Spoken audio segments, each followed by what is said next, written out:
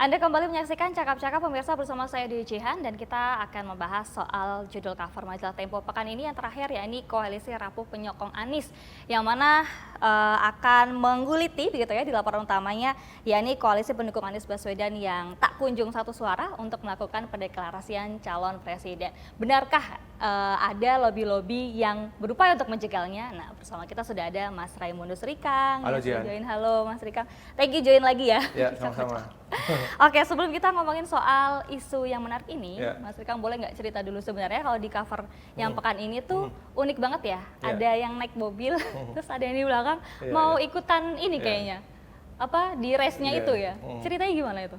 Ya, jadi namanya cover ya, itu karikatur gitu, ilustrasi yang tentu saja persepsi dan maknanya dikembalikan kepada pembaca satu. Terus kemudian yang kedua adalah tentu sebagai cover, sebagai teras dari majalah kita, ilustrasi ini digambar untuk menarik perhatian pembaca ya. kita ya dengan apa, di mana ada 3 base begitu, yang satu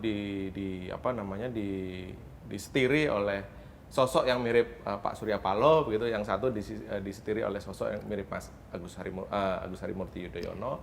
Di belakang ada bis yang siap-siap menyusul agar menyokong gitu ya, menyokong sosok yang di tengah itu yang diilustrasikan mirip Anies Baswedan di situ. Jadi kira-kira ilustrasi ini kalau sebagai pembaca ya, saya memposisikan sebagai pembaca, cover ini ingin persepsinya atau artinya adalah bagaimana 3 poros partai politik ini berusaha untuk menyokong satu tokoh ini. Iya, satu tokoh ini. Baik, oke, menarik banget itu covernya. Nah, kita akan mulai dengan pertanyaan.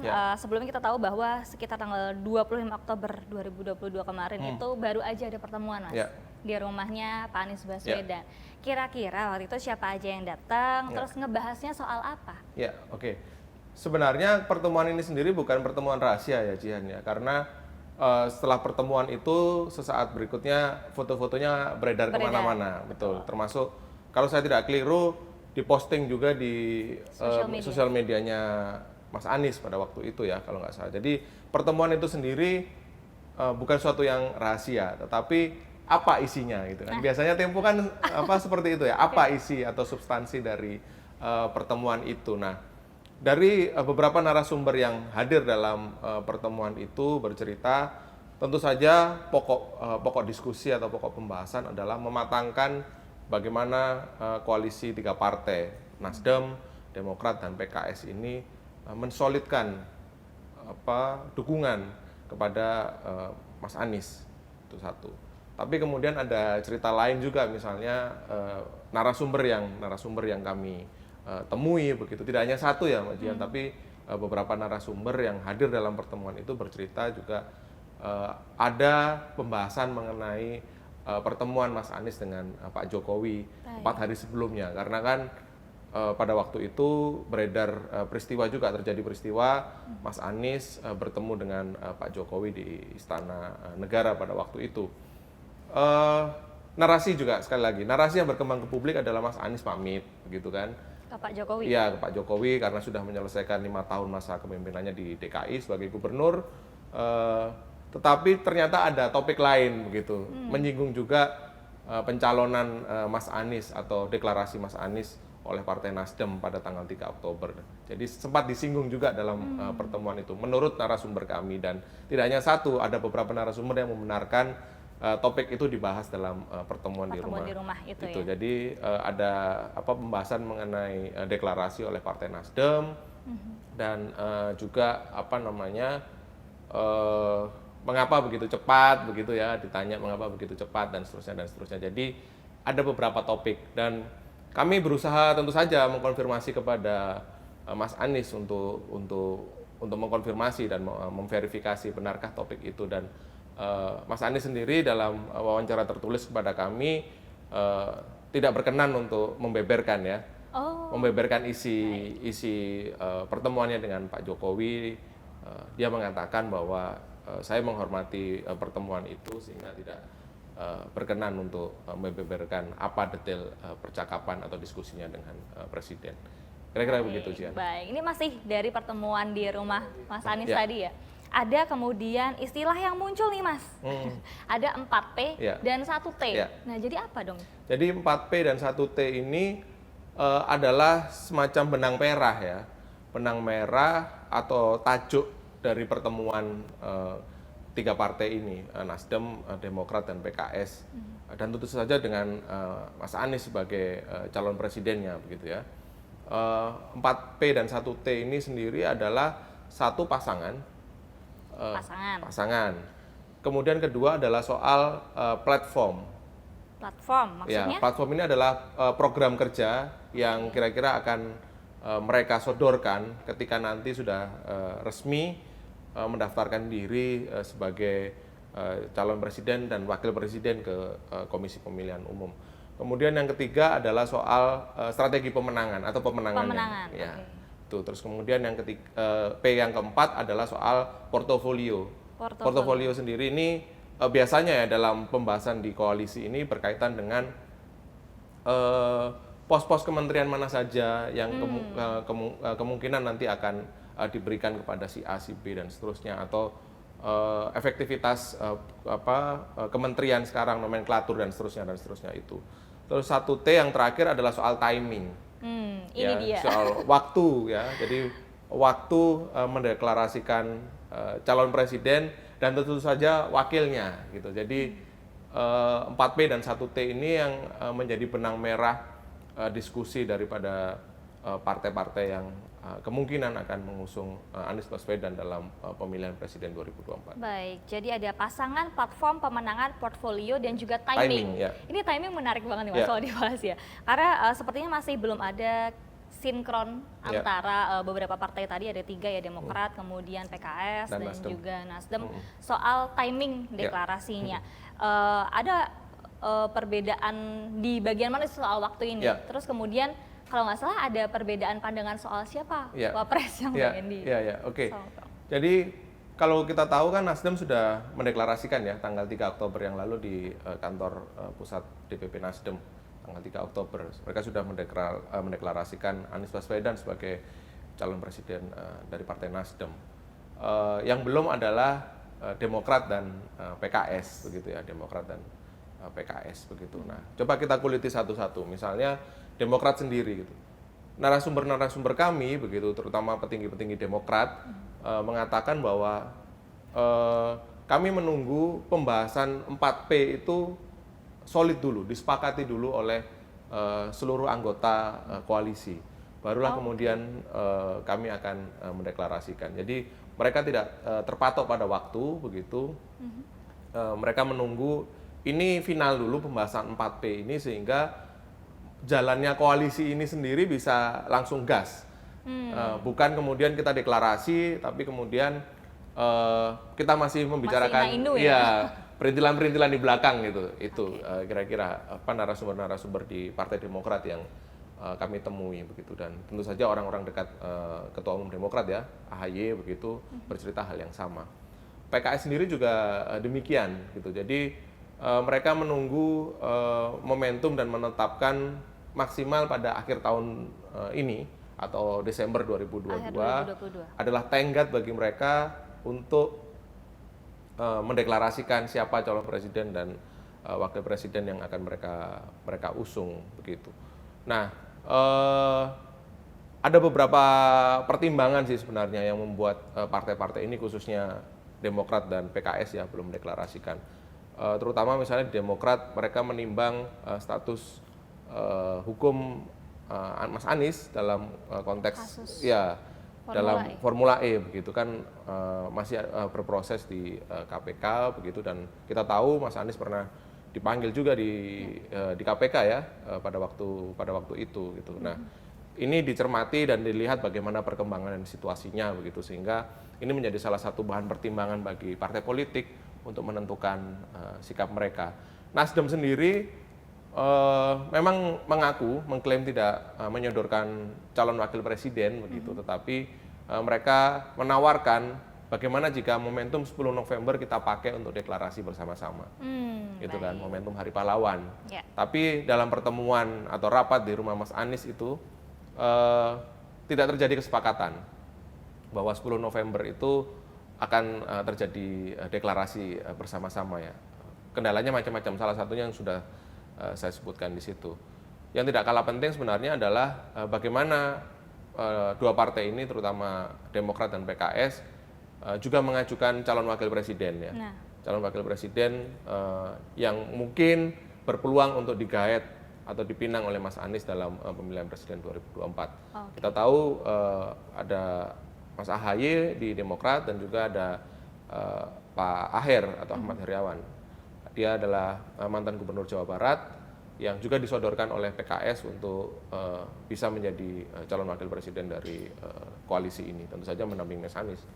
Baik, itu dari tadi 2 nama dari Demokrat dan juga PKS. Tempo punya nggak sih Mas data angka elektabilitas dari kedua nama tersebut, baik Mas AHY maupun dari Pak Aher sendiri ya?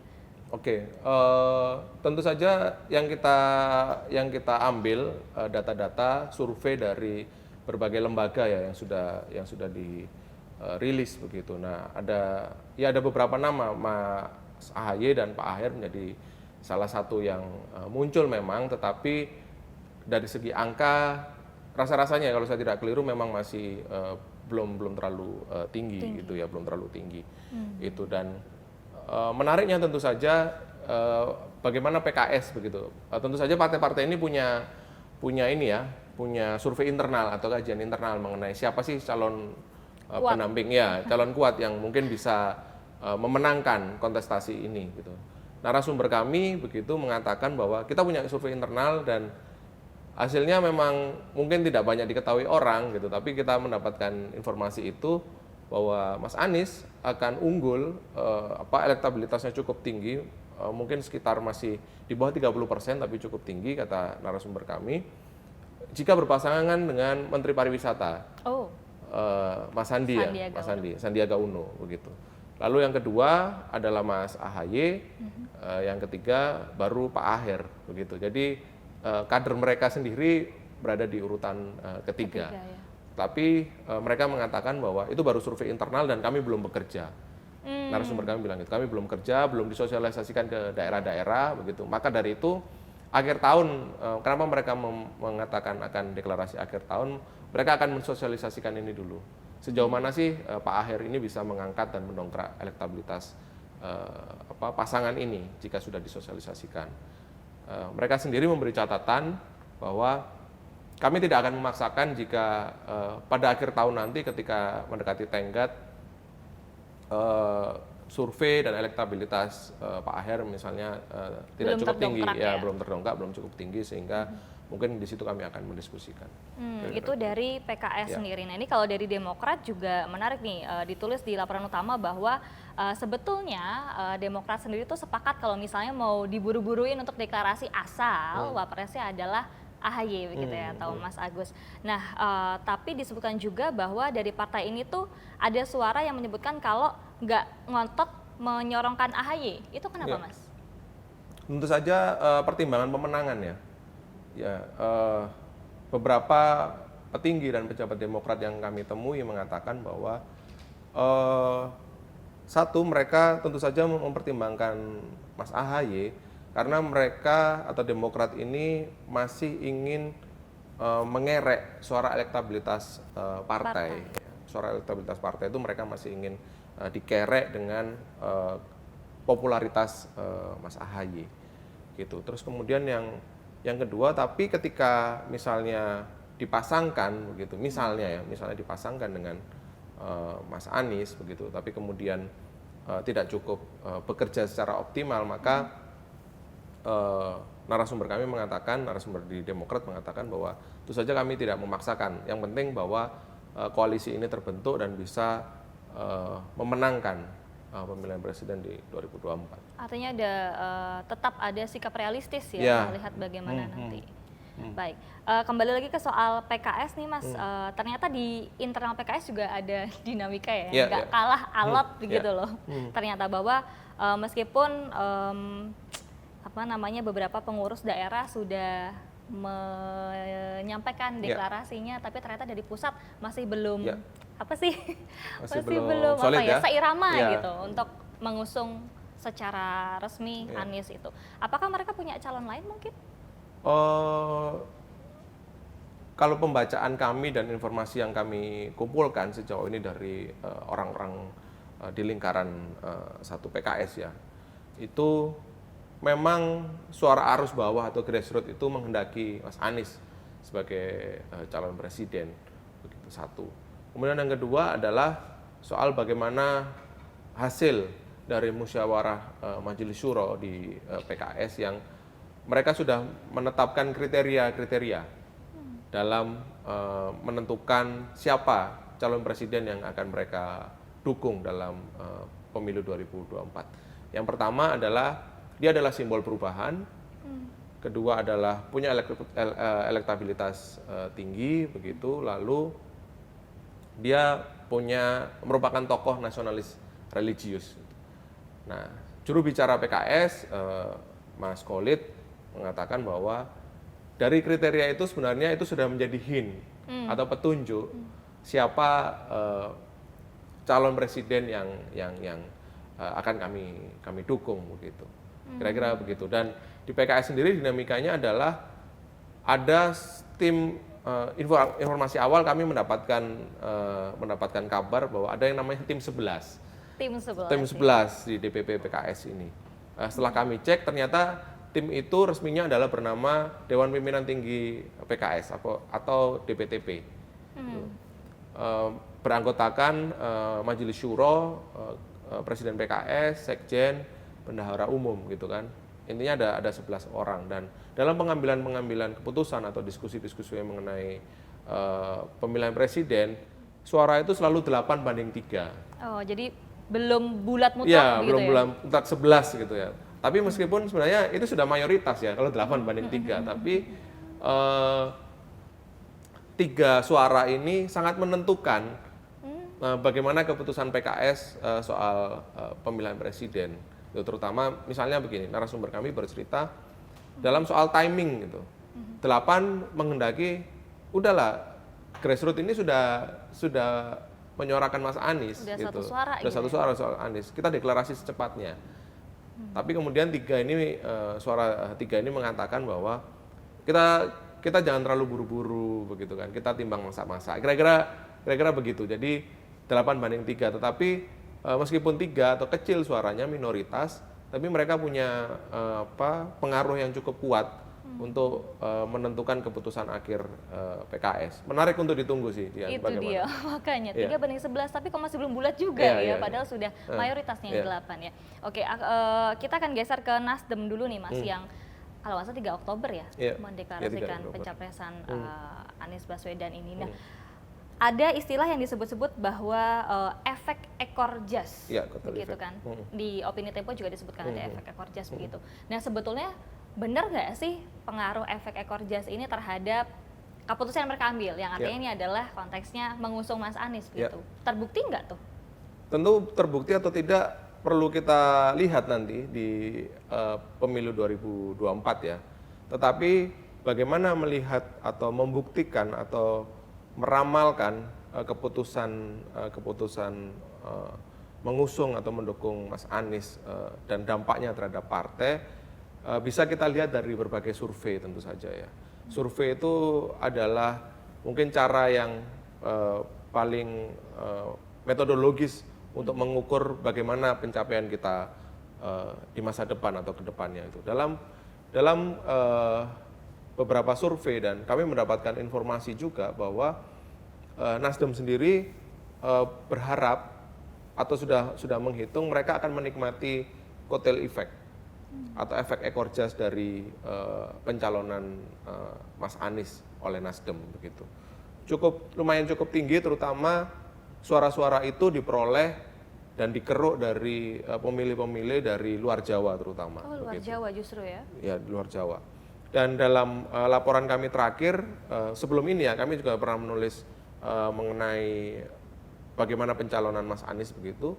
Narasumber kami di Nasdem mengatakan bahwa diprediksi mereka akan memperoleh tambahan 11 kursi di DPR. Gitu. Itu jumlah yang sangat signifikan.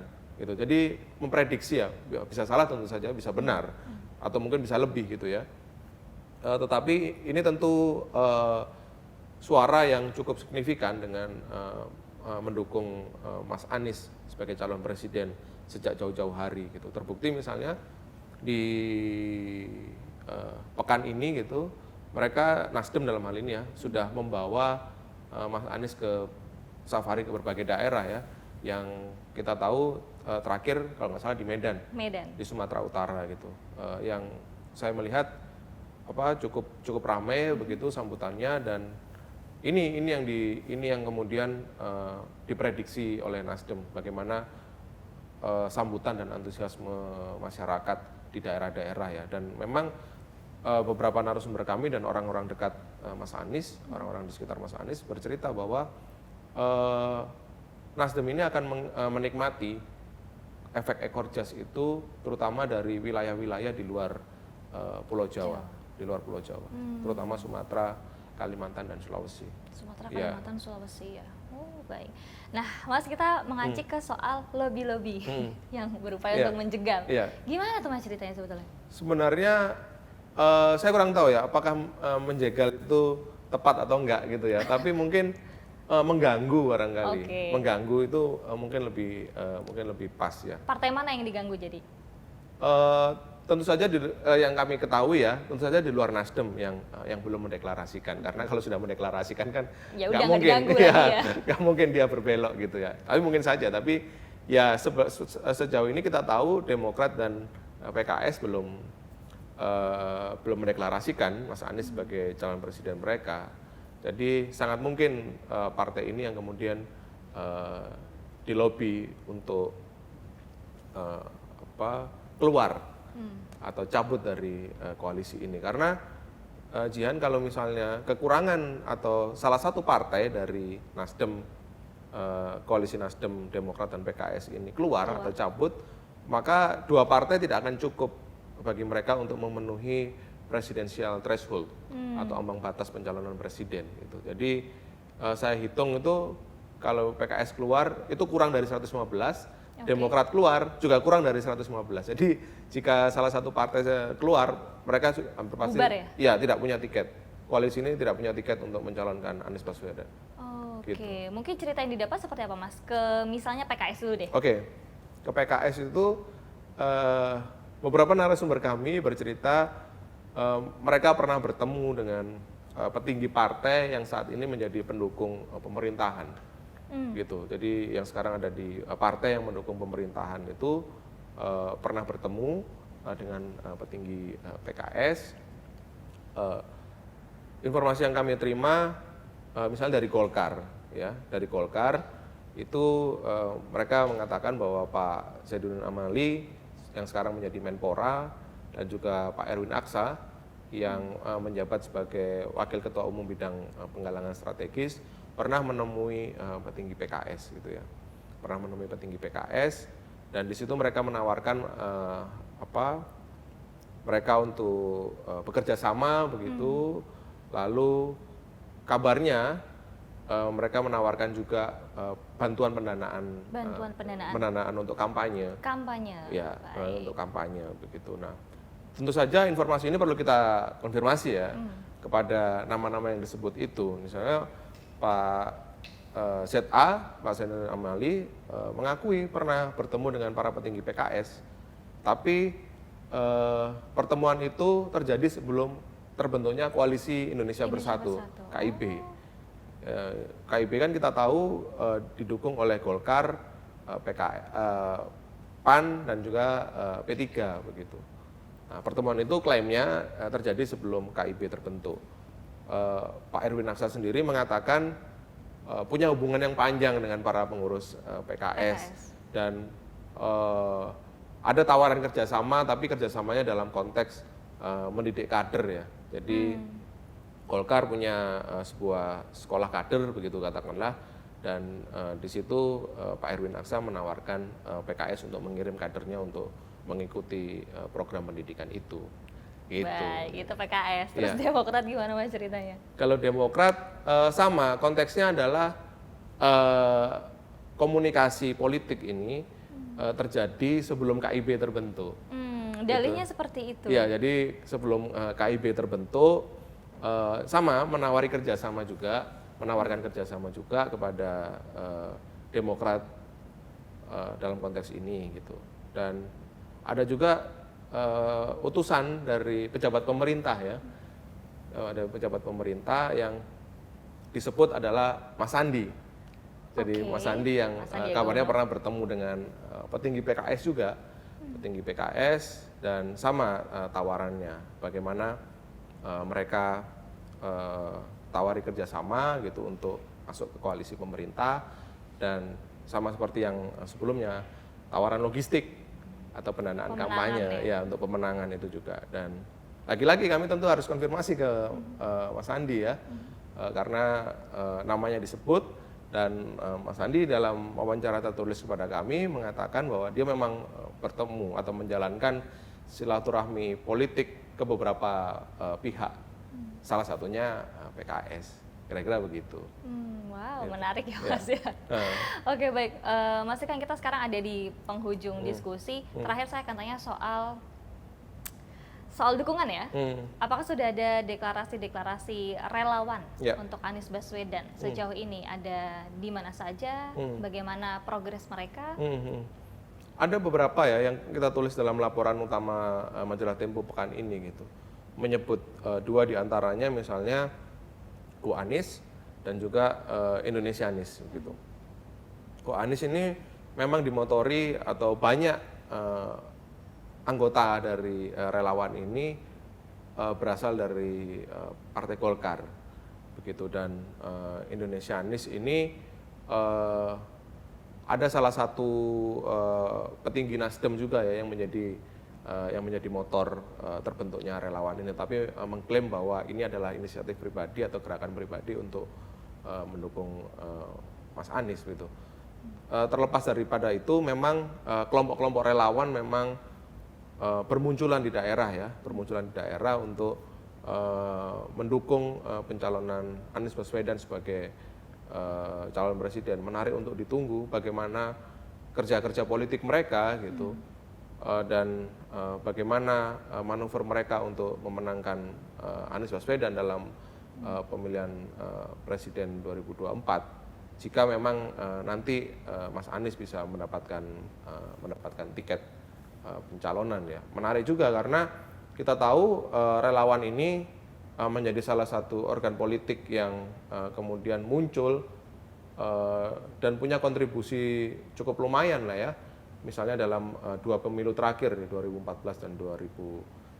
Selain tentu saja kerja-kerja partai politik, tetapi ada satu organ baru yang namanya relawan yang punya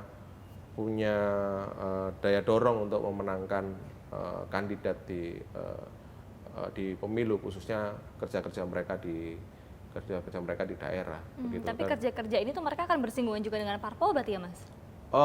Nah itu menarik kita tunggu bagaimana kerjasama itu akan dijalin ya, Tapi rasa-rasanya melihat dua kali pemilu terakhir ya, bagaimana relawan bekerja untuk memenangkan Jokowi pada 2014-2019, ini adalah dua organ yang sama sekali tidak bersinggungan, ataupun bersinggungan itu sangat kecil sekali, karena parpol itu pasti punya mesin politik sendiri dan pasti punya cara kerja sendiri untuk memenangkan pemilu, tentu, dan juga relawan ya gitu. Tapi ya sekali lagi kita patut tunggu bagaimana kerja-kerja relawan ini untuk mendukung dan memenangkan kandidat-kandidat yang akan bermunculan pada 2024 mendatang. Baik, luar biasa. Kita juga menanti laporan-laporan Tempo lainnya. Isu-isu politik pokoknya sama Mas Rikang ya. Baik, terima kasih banyak Mas Rikang sudah jadi cakap-cakap lagi. Dan pemirsa, bagi Anda yang ingin mengetahui lebih detail kira-kira apa saja temuan majalah Tempo dan seperti apa tulisan-tulisan di laporan utama kali ini, langsung saja baca di majalah.tempo.co ataupun dapatkan majalah cetaknya. Akhir kata, saya Dewi Jihan beserta kru yang bertugas pamit undur diri. Kita jumpa di cakap-cakap episode selanjutnya. Dah.